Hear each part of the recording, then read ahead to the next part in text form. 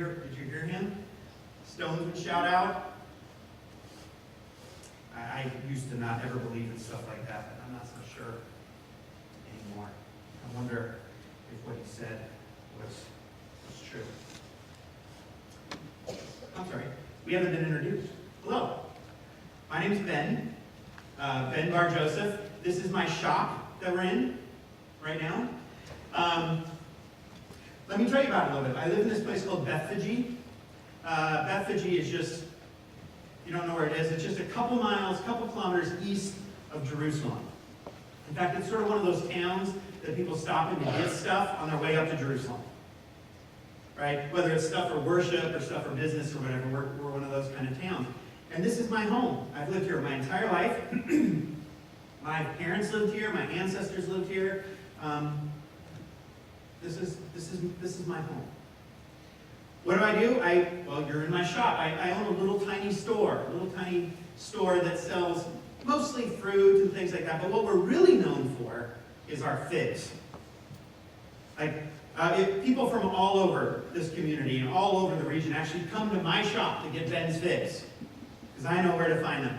Makes sense. Bethphage, I don't know if you know this, but in Hebrew, my language, Bethphage literally means house of figs. And so we are surrounded by fig fields everywhere. And I don't own the fields, but I know where to get the best ones, and everybody knows it. Actually, can I tell you a little secret? I hate figs.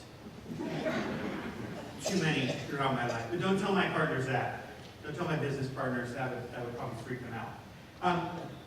But you probably think that this is a really luxurious life, selling figs.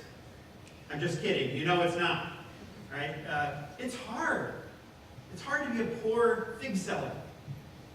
In fact, it's getting harder and harder every day. We have the Romans, right? And you think about the Roman taxes, and I think about just their cruelty. In fact, if you came from Jerusalem today, you'd probably pass by Golgotha, which is the hill where they crucify all the political prisoners. And sometimes when the weather and the wind comes the right way, it's horrible. We can actually hear their screams. The screams of these prisoners. It is a hard place to be. And not to mention that, to be a poor shop owner in the shadow of this big industrial city where there's wealth, it's hard to be, but maybe that's true in any age. But actually, something just happened. You have to hear this. This is fantastic. This is good news. Huge windfall for me and my business partner. See, we own this colt. We own this donkey, actually, and we have to share it. That's why there's two owners, because I'm poor and he's poor, and so we have to share what we have. We have this donkey, so what we did is we piled our money together, and we had it bred, and guess what? Last spring, we had a colt. We had this beautiful little boy colt, this little donkey that we just had last spring, and we are so excited about it. Now, you might say, why are you so excited? Well, here's the thing. We have to go out to the fields to get the figs. I don't own the fields. Right? I have to go out and get them. I know where the best ones are. But we use this donkey to go out and get them. And this donkey was great, but she's kind of getting old. But now with this colt, we can probably double, maybe even triple our production. It is fantastic. It is like our future with 4 hooves. In fact, do you know what? We usually don't do this, but we named it. We don't name our animals, but we named this one. Nasa. Nasa in Hebrew, my language, means to bear a burden. And that's really what this little colt is for us. It's our burden bearer. It bears us into the future. It's almost as if God is finally answering my prayers. Well, it would come as no surprise then, right, that I was a little shocked, to say the least, when I came home for the new meal one day and I checked on Nasa, who's in her little place right next to my house, and there are 2 men there untying my Nasa. Right? I couldn't see them. I just was seeing the back of their heads, so I thought, well, maybe they're just thieves. And so I go up to them and I literally take them by the shoulders and I pull them apart. I said, why are you untying my colt? But then I saw their faces. And I thought maybe they were thieves, but then I recognized them somewhere. I recognized them. two of the disciples of that very strange and rambunctious Rabbi Jesus. It's one that was causing all these problems all over the place. And I never met him, but I had seen what he'd done. See, I have this friend, Lazarus. He lives over in Bethany. Bethany's just right next to Bethany. And you know, small towns, everybody knows everybody, right? If you grew up in a small town, you know that too. But we were friends. Our parents were friends. And I used to play with Lazarus. And we went to the same synagogue together. And my sisters played with Mary and Martha, their sisters. And when their parents died, we would celebrate Passover together sometimes, right? These are great people. And he was a holy man. But then tragedy struck. He got sick and he died. And this isn't just sad, this is tragic. What is going to happen to his sisters?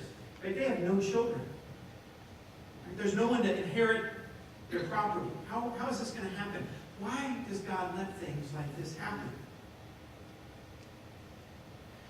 And so when I heard the news, I did kind of the only thing I could do. Right? I brought some figs. I said a few flimsy prayers. And I went back to my shop, wondering if maybe the same thing might happen to me. I'm wondering why God lets things like this happen. But then you'll never believe it. 2 days later, get this. My wife comes bursting through the door of my little shop. I'm there just sweeping up, helping customers, doing my normal thing. She comes in, and she says, Ben, husband, you'll never believe this. Lazarus is alive. And I said, have you been into the fermented wine?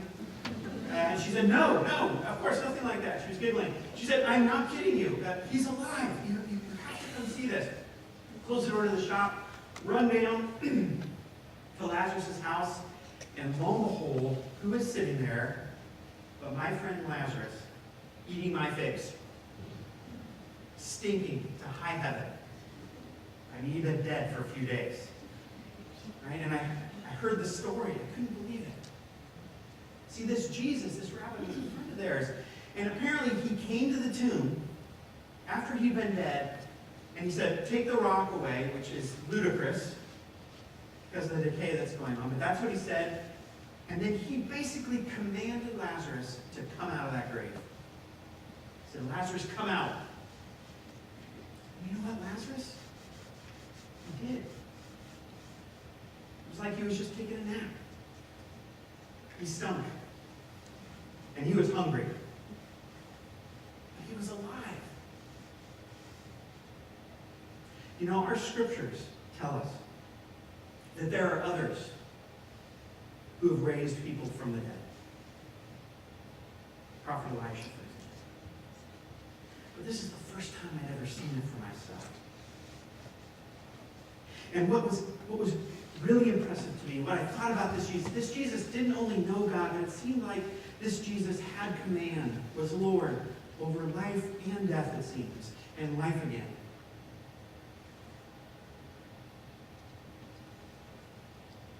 Well, back to my story, sorry. I pulled these guys apart from my donkey, because here's the thing. Even though I figured out that they were from this Jesus, no one takes another man's donkey. Universal truth. Especially not my Nasa. Right? She was my future, my possession. In fact, in the language of my day, when they write about people who own things, and I was the owner of this donkey, they literally use the word kurios, which means Lord. I was the Lord of this donkey. I was its master. And I would give that to no one. There's only a few things in my life I don't want to share. I'll share with you my figs. I'll share with you my hands. I'll help you out. But my family, and my faith in God, and now apparently this donkey,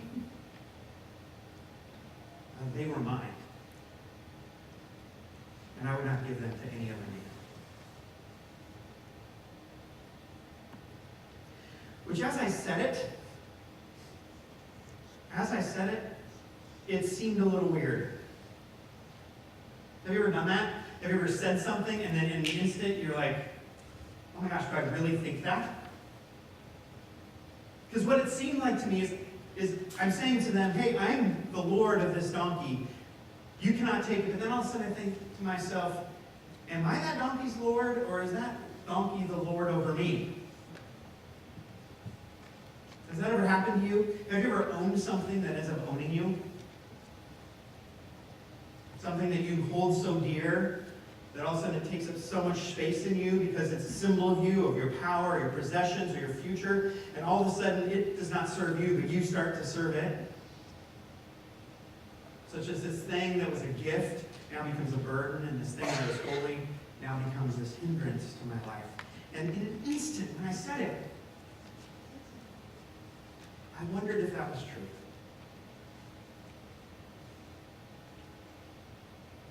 Well, when those disciples of Jesus said that they were joiner to me, I was torn. Because here is what they said.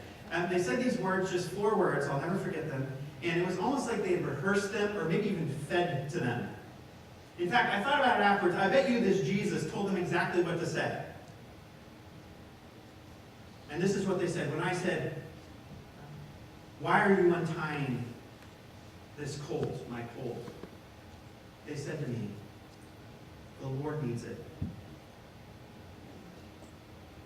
The Lord needs it.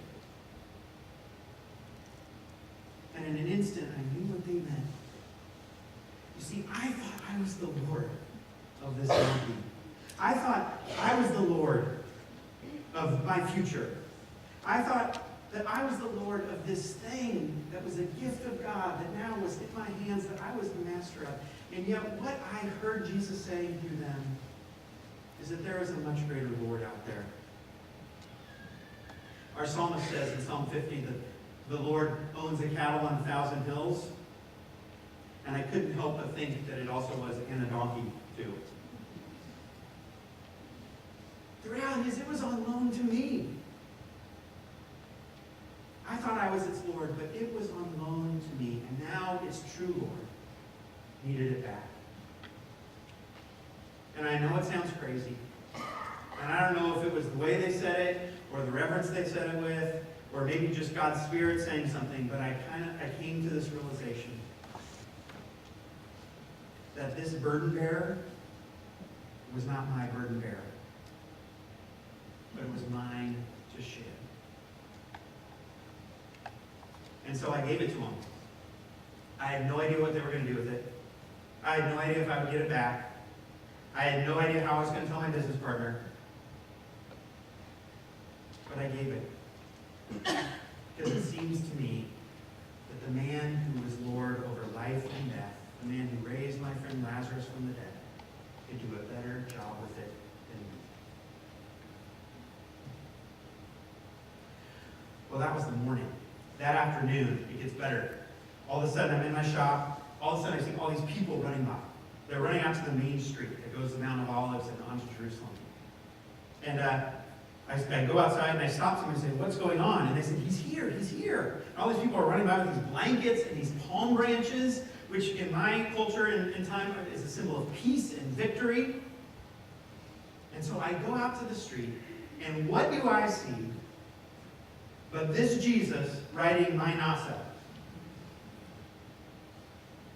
And people shouting, Hosanna, blessed is the King who comes in the name of the Lord. And in an instant, I remembered the prophet Zechariah, who said, shout aloud, O Jerusalem. Cry forth, O people of Israel. For lo, a king is coming to you. Victorious is he, riding on the colt of a donkey, the foal, the colt of a donkey. And in an instant, I saw what was happening. You see, that man was my Nasa. That man was our Nasa, our burden bearer. And what that Lord allowed me to do is share a little bit of that burden by sharing my gift with him. A lot of things are really hard around here, and they are getting worse. And in fact, this Jesus is causing a lot of problems. The religious leaders, they do not like him. They don't trust him. Well, guess what? I don't trust them. In In fact, I would rather be, if I had to be a seller of figs or a seller of religion, I'll take figs every day. And I do not like figs. But what I will always remember, and what I will always reflect on, is what would have happened if I had said no? What if I had said to their question that the Lord needs it, and I had said, no, I'm keeping it to myself. I will tell you this, I will miss out on the chance to bear the King. So what about you? What is it that you have that is your burden bearer? Maybe something you own. Maybe it's your family. Maybe it's your possessions. Maybe it's the things that make you powerful and popular. What is it for you? Well, take a little piece of advice from an old fig seller like me. Give over the reins of it to the true Lord. For when you do, you also might get the experience of what it's like to bear the King. We got off the back, by the way. But you know what's interesting? I talked about it with my partner. We ended up giving them away. There was this widow in town. Her husband had just died. She had these kids. We thought, why don't you use them for your purpose? You know, looking back, he did it for us. It makes sense that we should do it too.